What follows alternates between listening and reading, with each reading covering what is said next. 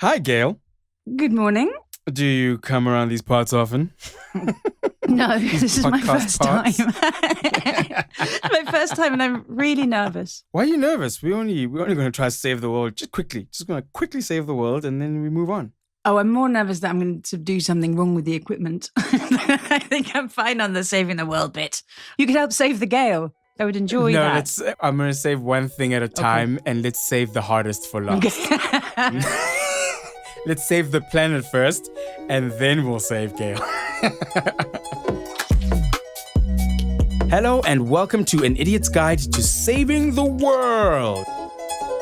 I'm Loyiso and Madinga. And I am Gallie. This is the podcast for anyone who cares about building a better world, but doesn't quite know where to start.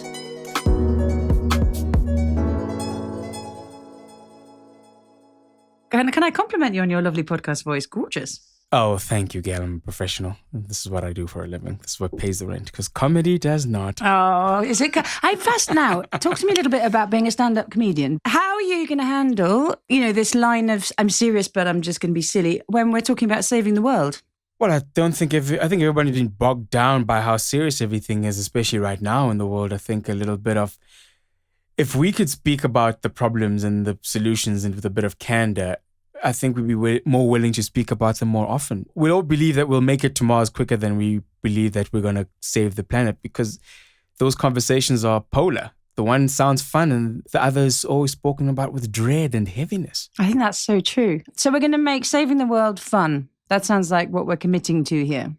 Definitely fun. And it'll probably get serious because some things are serious, but I think it's time for us to be humans about this and not robots. Let's move each other into action. Okay, so, Loyiso, what are we doing here? What is the plan? Well, we'll be asking all those questions dum-dums like me really want to ask and we're too scared to ask, and what we can do to really make a difference in the world. We'll be speaking to some of the most incredibly inspiring people on the front lines, asking those who are affected why we should care, and asking those with great solutions how we can get involved. And of course, there's already a bit of a guide. The UN has given us some kind of a framework. You work with the UN people who mysteriously live in the cloud. What are they doing? I love the idea of UN people. They're like little Lego figures. Yes, I work with UN people. And UN people made up UN global goals. And that's what we're going to be talking about here. So each week, we'll take one of the goals, we'll break down the issue, and we'll come up with solutions to address them. Okay. What are they? So they are basically a great big to-do list for the world. And everything on them, you wouldn't argue with, right? They're about ending hunger, trying to sort out climate, making sure that everyone gets educated, making sure that women and girls have an equal role in the world. No one disagrees with them. There's 17 of them, which is a strange number. Even God only had 10. But all of the UN member states signed up for them. So every country in the world in 2015 said, yes, that's a good idea. Let's get these things done by 2030. Okay, cool. That's huge, but it also seems genuine because 17 is a weird number. If it was like a round number, it would feel like at some point people were making things up to get to the number 20. So 2030 is around the corner, though. That's not far. I know. We need to get everyone on board now if we're going to make them happen. Yep. Okay, so less jibber jabber from me and you, even though we both can jabber along forever. Let's get to work. Okay, episode 1. Gail, what are we talking about? Tell me this. Do you like getting your feet wet? Not even a little bit. In fact, I shower with my feet out of the water just so people ask me if I like getting my feet wet. I can honestly say, no, not my feet. I do not like getting my feet wet. And I'm not really cared for great expanses of water. That gets even worse for me. It's horrible. Before you even touch the water, it's the sand at the beach.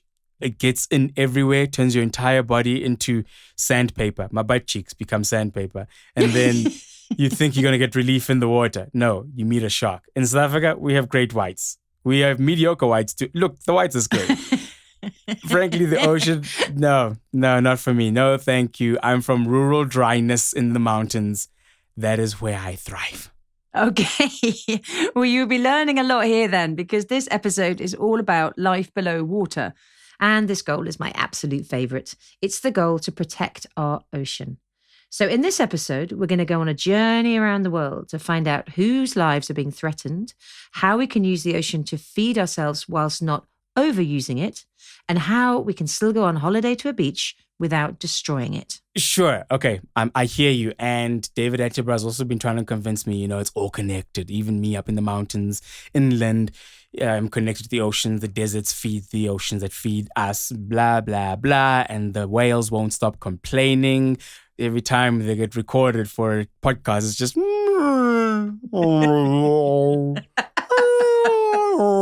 Never positive from them. So how can we turn their frowns upside down? Help me, Kay.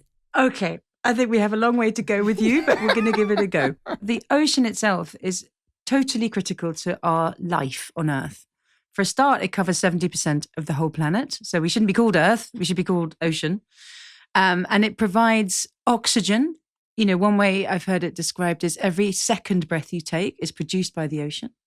It also provides food and livelihoods for billions of people, but it is seriously under threat, seriously under threat. We've got to do something about it. And the sea levels are rising, which is more ocean, which for me sounds fantastic. It's self-solving, this thing. It's making more of itself. Why are we complaining? Yeah, because, it'll be fine. The ocean can rise, but then where do the people go? Right? We have to sort this out because, look, I'm the same. I live in the UK. I'm high up. I'm in a wood. It's fine. But we do need to hear from people who live by the ocean because they're living with this reality every day. Now, quiz. Loyiso, do you know which country is 99.6% water and the lowest lying country on Earth? The script says Maldives, so I'm going to go with Maldives. Congratulations. You're a winner, Loyiso. Well done. It is the Maldives. And for most of us, that just represents paradise. But you know what? It is so under threat. And people fear that those islands could disappear by the end of this century and become uninhabitable by as early as 2050, right? That is 28 years' time. No one could go there, let alone live there. So I think we need to take it seriously. And I was so lucky. No one could go there, let alone right on the front line down there. One of them was Shauna Aminath, the Minister for the Environment and Technology. And she described to me what life is actually like living on an island nation.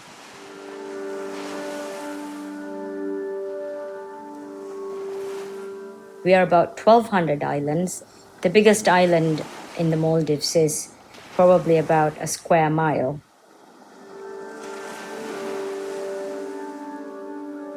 Most of our country is just the ocean. I grew up just about 10 minutes from the beach. That's such an important part of my life. We use the ocean to go from one place to the other, essentially our highways. So island culture and an island nation is inherently part of me as well. That idea of the ocean being part of her and the people there, it's so fascinating to me because as someone who technically also lives on an island, but in England, you don't get that sense of the ocean being so close to you. But I got the sense from her that she really lives with and by the ocean. Do you know what I mean? Yeah, it's a totally different world. But I mean, did she always know that climate change was threatening, their way of life? Well, I asked her if there was a turning point. And she told me actually it was when she left the islands and went to study in Canada. And it's only when she saw mountains for the first time that she thought, oh my gosh, we really are a low-lying nation. Wow. But yeah, she said from when she was little, she knew that there were impacts of climate change and she's definitely seen it getting worse over the decades. One of my earliest memories of going to school, for instance, was on a very rainy days. We had to walk through floods and the waves were just coming in to the island as well. It was part of life. I'm now the Minister of Environment, and one of the things that I have to discuss on a daily basis is about erosion. Another thing is what happens to islands when there's tidal swells. Every island in the Maldives, the fresh water, groundwater has been contaminated. So these are very basic, essential things that we have seen, how it has dramatically changed over the past decades. The Maldives is one of the most vulnerable countries to climate change, and it has been for decades. But the extent of the climate crisis now means that life in the Maldives will be unsustainable if we are not able to keep global temperature rise to 1.5 degrees. So that's Sabra Noordeen, and she works with the minister. So her role was created just last year under a new special climate emergency legislation. You can see how critical it's getting. And she's basically trying to get help from leaders around the world to get access to the technical and financial assistance they need for adaptation. You know, they are like beyond mitigation now. For those who don't know, because I know the difference between adaptation and mitigation, could you just tell the others what it means? So mitigation is taking action to try and stop the sea levels from rising. But adaptation is accepting that sea levels are rising and you need to build up resilience to it. Like building resilient infrastructure and like doing what you need to do for the situation you have now. Exactly, accepting that this is what is happening. And when I hear her speak, I actually find it really heartbreaking because you can hear the urgency and frustration in their voices. We are a paradise, but it's a vulnerable paradise. I think the underwater cabinet meeting held by former President Nasheed really highlighted that back in 2009. A cabinet meeting with a difference. The president of the Maldives, Mohammed Nasheed, and 13 other politicians donned their scuba gear and headed to the bottom of the sea.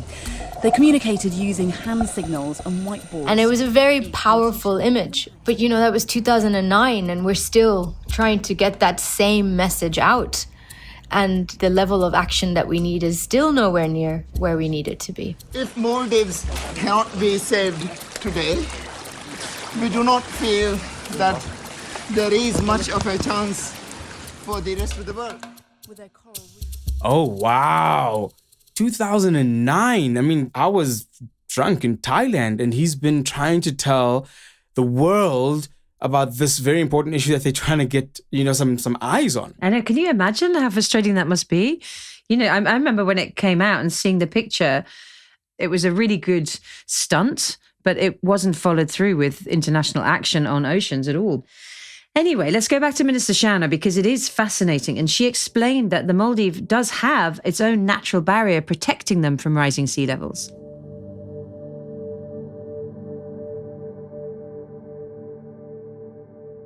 So coral reefs are our rainforests, actually, but below the sea. And around every island, we have a coral reef. And these are basically structures that provides protection for us. It's also the bedrock of our fisheries industry as well. So what we have seen in 2016 El Nino in the Maldives, 73% of our coral life was bleached. We are seeing recovery of it now, but because every year has been a warm year, what we've seen is we are not able to see the recovery at a speed that we want it to be. Okay, that's a huge learning for me right now because I never thought of coral reefs having any sort of effect on human lives other than looking pretty and being a reason to go to Australia, the one only reason to go to Australia. Yeah. Oh, because I know you don't seem to like Australia much, or to go to the Maldives. Or to go to the Maldives. But, everyone goes on honeymoon to the Maldives to go see the coral reefs, right? So how are the locals actually feeling about that? Well, she said this is the really big dilemma that they have. We are a country that is highly dependent on tourism. It has basically lifted us from poverty to a middle-income country. We are a country highly dependent on fisheries as well. Both industries are very much dependent on the health of our oceans, the health of our reefs, and the health of our beaches. After the tsunami, some countries were able to implement policies such as you have to leave a buffer zone of this many meters before you develop anything, any kind of buildings along the coast. But the Maldives doesn't have that luxury. Everything is by the coast. There's no higher ground to get on, I guess what I'm trying to get at. And like what Tonga is going through in terms of not having access to fresh water, being cut off from the rest of the world in terms of communication, not having access to medical care, because all of these things are right by the water's edge, is what makes us so vulnerable. Now I'm realizing when she's saying there's no higher ground to get on. That is terrifying. I know. And that's why it's so completely overdue that we pay attention to these people and people like them. But let's not end on a down note, right? Please, let's not. Okay, so it is a really important message. And I finish by asking Sabra, is she still hopeful? Minister Shauna and I work very closely together, and we have for a long time, and very encouraged by the fact that there are a lot of other young women especially working with us. And there's so many groups in the Maldives, so many NGOs working, doing their own little bits. It helps, it gives me hope, because it shows that there's a lot more people wanting a better way of doing things. And honestly, I don't really know what else to do but be hopeful.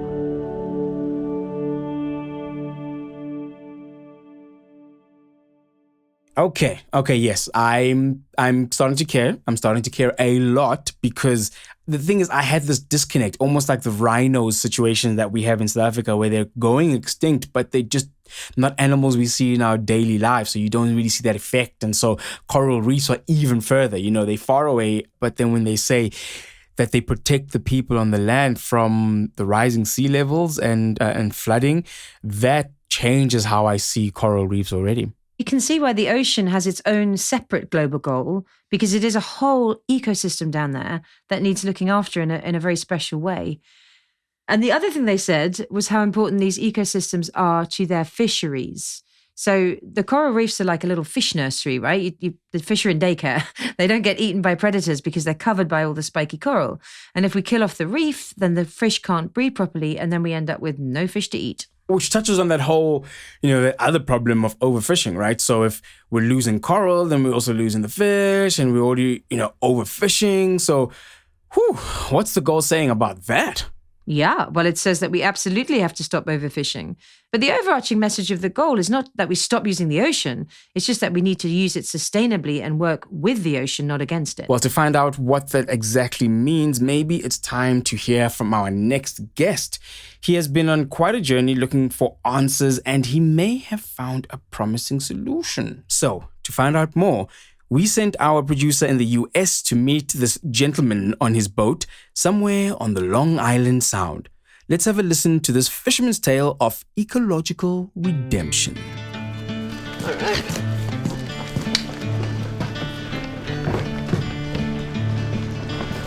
A calm day, huh? Pretty exciting. Come on. Come on, Jupiter, let's go.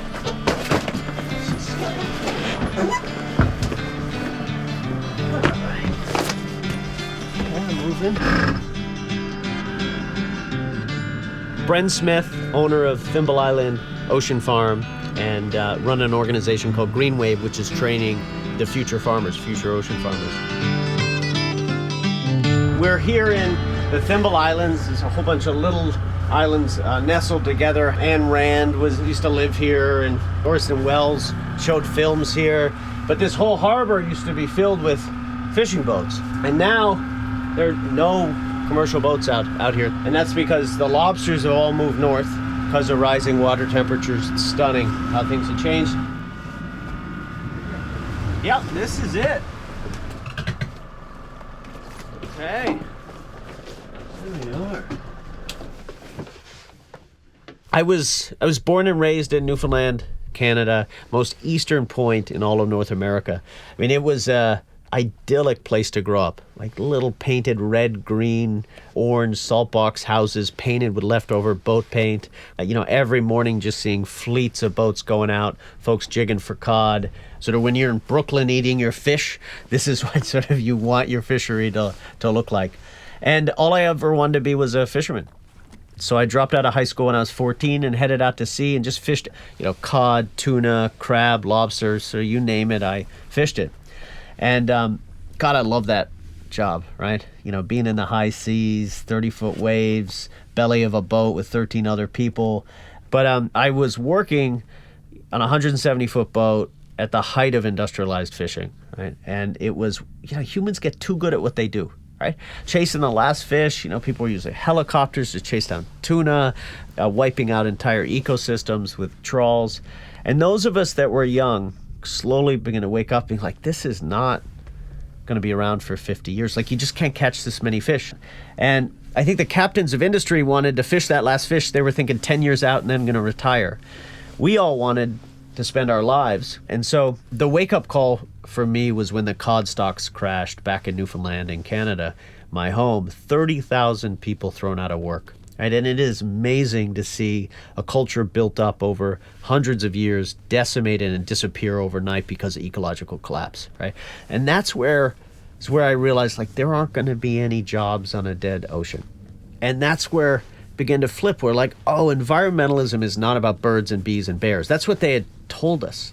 And it's not. It's an economic issue. It's a kitchen table issue. And it's a cultural issue. Hey, how's it looking? Good. Line 1 was too cold. Line 1 we did win.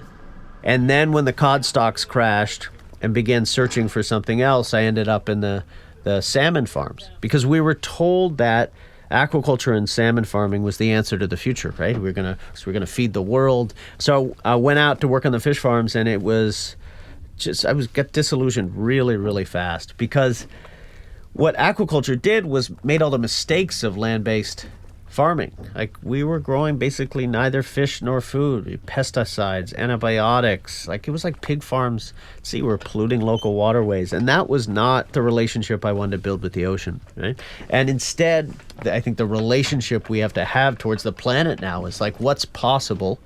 And then that's what we'll eat. That's what we'll make. Let me get this in the water so it doesn't freeze. You don't want your kelp sitting out. When you ask the ocean what to grow, the amazing thing is it says, why don't you grow things that don't swim away and you don't have to feed? These zero input foods, no fresh water, no fertilizer, no feed, that take very little infrastructure, just ropes, buoys, anchors, making it a really viable business with low overhead and incredibly sustainable. I didn't invent anything. I mean, the first regenerative ocean farmers were indigenous communities in the Pacific Northwest building clam walls. And then a shipwrecked Irishman became the first mussel farmer ever by accident. He put out some nets to catch some ducks, and he came out and there were millions of mussels on those nets. So all I did was steal, borrow. It was much as I could, and I'm like this moment in this long, long history. Yeah, nice day out here, huh? But this is just a beautiful day. This makes it look easy out here, a day like this. I never planned to be a seaweed farmer. Like, it's not when I was 14 headed out to sea. It's like, someday I'm going to grow vegetables underwater. Like, that was not the dream. But it was clear that was where things needed to go. And the reason is, the starting point with seaweed is you have something that's actually breathing life back into the ocean and ecosystem. Seaweed kelp is called the sequoia of the sea. It soaks up like 5 times more carbon than land-based plants. It functions as an artificial reef system. All these really powerful benefits, which really hits that climate sweet spot and makes it one of the, I think, core crops of the future. If you were to farm less than 5% of U.S. waters, you could grow the protein equivalent of 3 trillion cheeseburgers and the carbon output of 135 million cars. Pretty soon here, in about a couple weeks, the seals are going to show up. A lot of ducks come through. They like to eat the mussels. That's just a sign of the ecosystem's alive, right? This isn't a dead patch of water. When you grow... Seaweed is something that looks a lot more like the soy of the sea, but not evil, right? Where unlike soy, it's not deforestation, not using pesticides, any of those things. But like soy, seaweed can be put into so many different things. It's a food, it's fertilizer, it's animal feed, it's plastic alternatives made out of seaweed, it's biofuel, like all of these different things. And this is what really makes me believe in this industry, is it's a crop that can be woven through the economy. Set up the hauler. And I think that's what brings a lot of people in this industry. Greenwave, our training program, has a waiting list of 8,000 people who want to be trained as ocean farmers just in the US. And we have requests from over 110 countries. Like, there's a tsunami of interest. And I think it's because it feels possible, right? You can be just a regular person like me, farm and have an impact, be a piece of the puzzle in this new era of climate solutions. Like, that's the, I think, exciting space. It's the politics of yes. Let's take a little taste. This is baby leaf. Got such a delicate flavor. You know, it doesn't have that thick rubbery feel. So you can try. Isn't that nice? Yeah. Isn't that nice? I am not a great mascot for seaweed, right? I am not an environmentalist, right? I'm out here because this is the way to make a living. I'm not a foodie. I will say, I think food culture has begun to shift yet again. I think it's the end of decadence. People don't look to food just about taste and nutrition anymore, but it's also about like jobs and justice and personifying who's growing your food. And, you know, an army of people addressing climate change, trying to feed communities. And then it's the chef's jobs to make it delicious. Like if chefs can't take our seaweeds and make them delicious, it's like they need to get different jobs. Like they're put here on Earth at this point to develop a climate cuisine. Okay, let's grab a up line here. You know, what's our relationship to the ocean been? We're afraid of it. Like rising seas, building seawalls. And I think there is this awareness that, no, we need to turn around, embrace the sea as a space for climate solutions, the ocean not just as a place for conservation and tourism and enjoyment, but a place to really model what the future can look like. We don't have to go to Mars. You know, if anybody wants to create a sea shanty about growing kelp, we'll sing it out here once you write it. I miss fishing so much. I mean, you know, that thrill. But I mean, that's part of where we need as a society to say goodbye to some things. But the question is, what do we get to keep? And as long as I get to keep my boat, no boss, pride of feeding my community, and just like succeeding and failing on my own terms, that's a fulfilling life.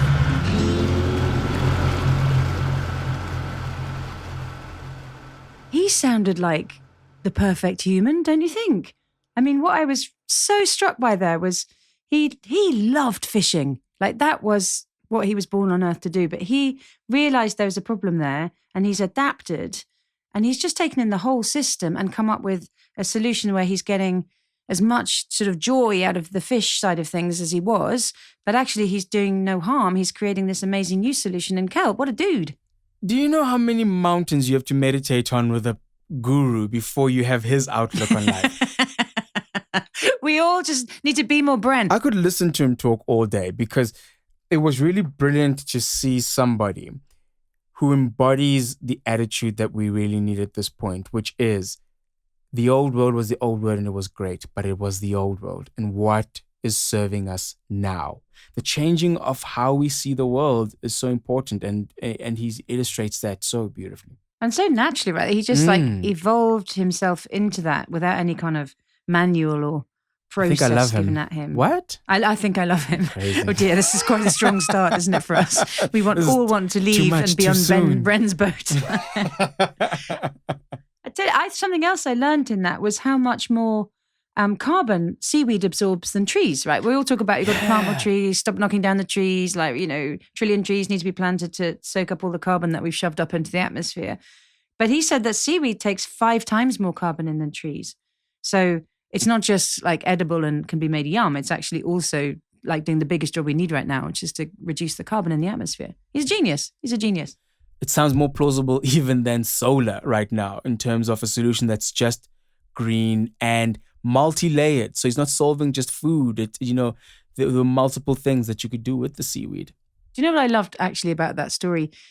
You know, his story was not really about fish. His story is about people and jobs and feeding people, right? And that is how I think we need to get this goal across to people. The ocean is about us. We are ocean. He has really changed my mind about how I see the ocean. I see my connectedness to it. I see a more direct human effect on it and need for it. I mean, Jeez, I sound like I just came out of a seminar of his, and I'm 12-step now program. wearing You just did the 12 flip-flops and steps. robes. You're reborn, my friend. I'm Hallelujah. reborn in the world of Bren. Hallelujah.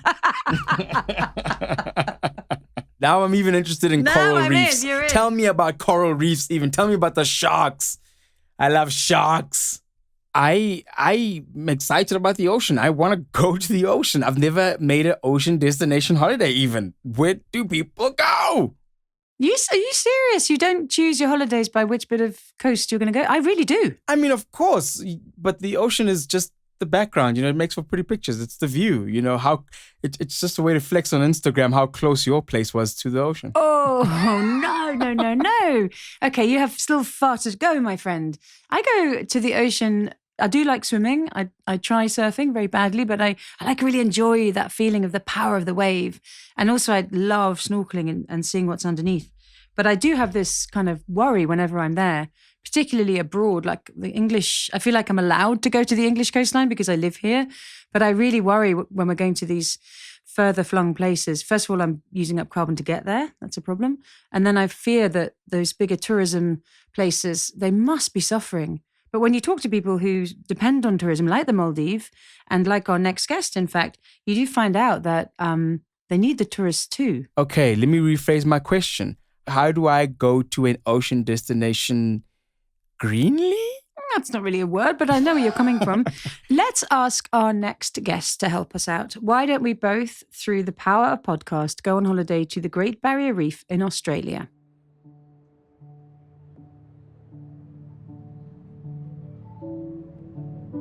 So my name is Emma Camp. I'm a marine biologist here in Sydney, Australia, and I'm working on understanding coral resilience in the face of climate change. What we struggle with coral is that people don't realise it's an animal. So if people think of a panda or, they think of, a polar bear standing on the ice, and that kind of emotive image will come back into your consciousness every now and then, and you remember that. But you don't get that with coral. So for me, it's finding other ways we can get that connection with people. And that's where I think it needs to be with other industries. I think that's where art and media can be really compelling to try to share that narrative, but in a way that it keeps people engaged without feeling overwhelmed.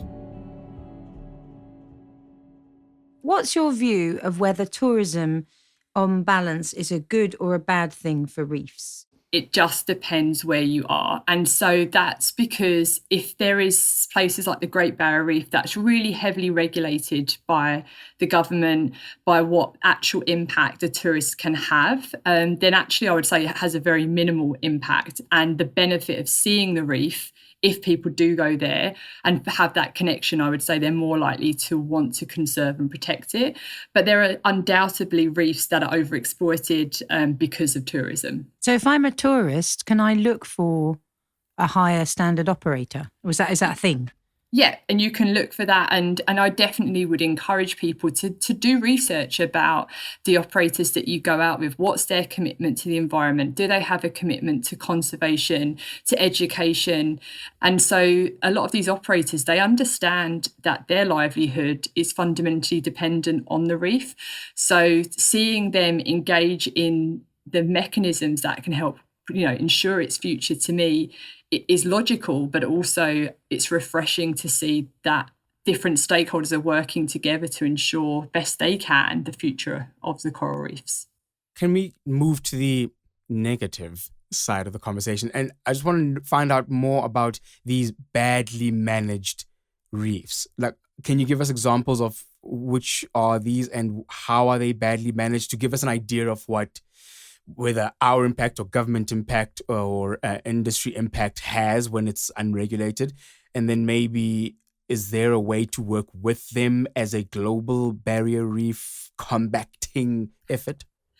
So it's hard for me to say, again, obviously not being at every reef, and I don't want to kind of give third-hand accounts of examples. But what I would say we is... can totally roast reefs here. That's part of the show. No. Roast the reef. No, but I think a really good example is in Thailand. One of the bays there that was in, I think, one of the Leonardo DiCaprio films had lots of tourists go to it, and basically it just degraded that whole system. And so they stopped tourists going there. The government said, okay, we are going to close it. I think it's actually just potentially reopening now, I believe.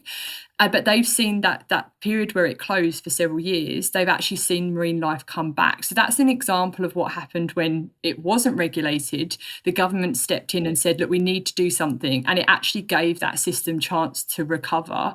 You know, that's, I would say, an example of what can happen if the right decisions are made, and shows that you can reverse a negative situation to be a positive one.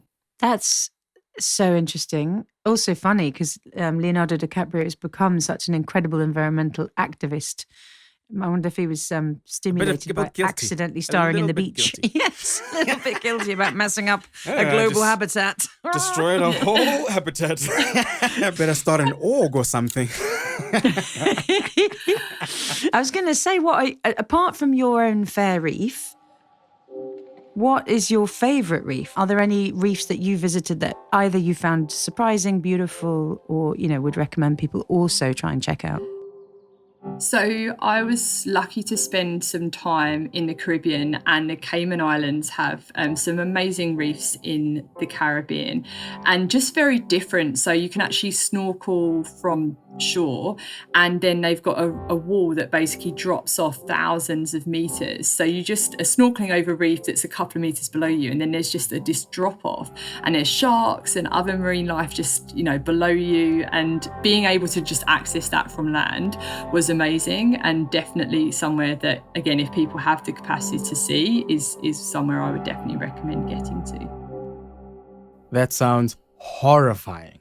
That sounds absolutely... I saw your face as soon as you said sharks. Let me say, and she's got this excited look on her face while she says, immediate drop off into sharks. I'm like, how is that a good idea? That's what's giving me my idea now, to limit numbers. Shouldn't some tourist locations be limited to showing that you care? What I would say is that that's kind of what the eco-tourists are doing, though, the tourism companies. When you go on there, they have marine biologists on the way out to the reef. They're telling you about why the corals are important, and they're talking to you about the state of the reef and what the species are, with the hope that then when you go in, you've got that higher appreciation of what you're seeing. So I think that's, you know, to me, that's already happening with those operators, at least, you know, several of them here on the Great Barrier Reef. Well, that's good to hear. Can I ask you a question about kind of the elephant in the room with any of this stuff, which is the flight you have to take to get there? And of course, now we are all asked when we get on a flight, do you want to tick the little box and pay a ludicrously tiny fee? I always see that, don't you? And think, it can't only be £4 on a return to Australia. That's not helping. £4 to you, well, R1 million to me. Okay, touche. Even still, probably not enough though. But but what I'm interested in is, normally we think offsetting, okay, planting trees, the green ones that are on the land. But there's more and more, as I understand it, opportunities to offset supporting the reef side of things through mangroves, which is, again, a topic I did not understand at all. I thought mangroves were weird and got in the way of my swimming, but it turns out they're amazing. So can you tell us a bit about that? So there are, as you said, lots of ways to offset with planting trees that we have on land. But there are, as you mentioned, other ways that we can offset emissions, and mangroves, seagrasses, marshes are really good at carbon capture as well. And so there are initiatives that are targeting other ways to capture these emissions that can also be considered. And as a person who's sat in a Qantas seat, how do I find them? I rarely would tick the one that's on the online system, and I actually would look to where I'm travelling to and try to see if I can find local initiatives. If I was going to travel to the Great Barrier Reef, I would go on and put local Great Barrier Reef carbon offset. It does take time, but if you're committed to make that trip and try to minimise that impact, then you can see what initiatives are out there, and also look at things like how much of the money that you contribute is actually going to something that is actually planting a tree, for example. example, versus admin fees. So I think, looking for ways to offset, but also can we consolidate flights? Can we, if you want to travel, say, from Europe to the Great Barrier Reef, can you, and you're really serious about that, can you do that? But then, say, okay, for the next few years, I'm not going to take flights. I'm going to try and minimize, my impact in other ways. Again, these are choices that we can make that, they're not perfect. They've still got a consequence, but you're managing that consequence. And I think if individuals can look to their everyday actions to see how they can make those adjustments as a collective, it can have a positive effect. But obviously, we still need that mass commitment from government to actually ensure that our local efforts actually have an effect as well. That's always my dilemma with driving citizens to make better choices, is that the worry that we're distracting from the fact that governments and regulations and businesses need to make massive strides. But the way I always square that circle from promoting all of the global goals is the idea that if governments and businesses see that citizens care enough to make a choice and to change their behavior, then they're more likely to do the big moves. Do you think that's got an echo in the ocean? Yeah, I definitely agree with that. And, on a slightly different note, that same argument comes when people hear that we're doing, reef restoration activities. And obviously we've got a partnership with tour operators on the Great Barrier Reef called the Coral Nurture Programme. And that's looking to build coral resilience through growing nurseries and corals with tour operators on the reef. There's people that are, quite vocal that that's distracting from the climate issue because it could lead to people thinking, well, you can just grow coral and everything will be fine. And it's not that at all. And that's where the messaging is so crucial. It's saying that climate change is happening. We're not getting the action that we need quick enough. But that's not the only tool that we have in our toolbox. And so we can do other things to at least help buy time whilst we get the action that we need. And these local restoration efforts can, on a local scale at high value sites, make a difference. Oh, that made me feel happy. That made me reassured because Emma knows what she's talking about and she didn't seem to say that we're not allowed to go anymore, but we just need to think about how we go and, what we do when we're there. So that gave me a lot of hope. Oh, for sure. That's exciting thing for me in this episode is learning all these things that have really changed my mind about how I see the ocean, including Bren, including the idea that coral is an animal? What? Like, how do you find that out later? You know what I mean? Like, that's an animal that's dying. So it gives you new perspective. It gives you an understanding that helps you make better decisions and understand your place on this little blue planet of ours. And it's just exciting. Yay! I'm so pleased I got you excited about the ocean. But I'm not going to let you off the hook so easily. Okay. I've decided every week we're going to recap what we've learned so we can give our listeners some ideas for how they can take action.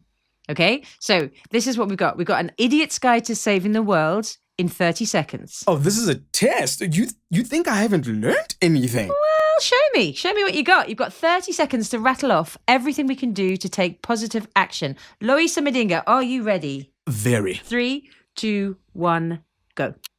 Never buy bottled water, stop buying single plastics, all that kind of stuff. Offset your carbon, invest in local conservation projects, and be eco-tourists. Like, find out how you can tour ecologically. Be more Bren. That's such a great one. Change your old ways. The old world is no longer the old world. We need a world for now. Eat seaweed and do other things with seaweed. Buy local and certified fish. Support small-scale producers in local markets. Organize a cleanup project for rivers. That's it. You did good. Was that good? You did good. And if anybody else does want to find out more, there's loads of information on the Global Goals site. Look up globalgoals.org and click on goal number 14. Woo, we did a lot in our episode 1. How is it for you? I'm feeling great. I don't know about you. Look, I'm opening tabs. I'm going places. Well, not all places. There'll be no cliffs under the ocean that will be visited by moi. No, thank you. I've had all the fun, all the privilege of knowledge in this episode. I can't wait until the next ones. So to everyone who's listened, I hope you listen again next week. I'm Loyiso and Madinga, and I'm out. I'm Gail Gallie. Thanks for listening and see you next week. An Idiot's Guide to Saving the World is a Radio Wolfgang production made in collaboration with Project Everyone. The producers were Yolaine Gothin, Holly Fisher, and Iva Manley. Additional reporting by Richard Ye. The executive producer was Ellie DiMartino. If you like what you heard, please subscribe and leave a review. It helps other people find us. And the more people find us, the more people are saving the world. This podcast is supported by Google.org, bringing the best of Google to help solve some of humanity's biggest challenges. Find out more at Google.org.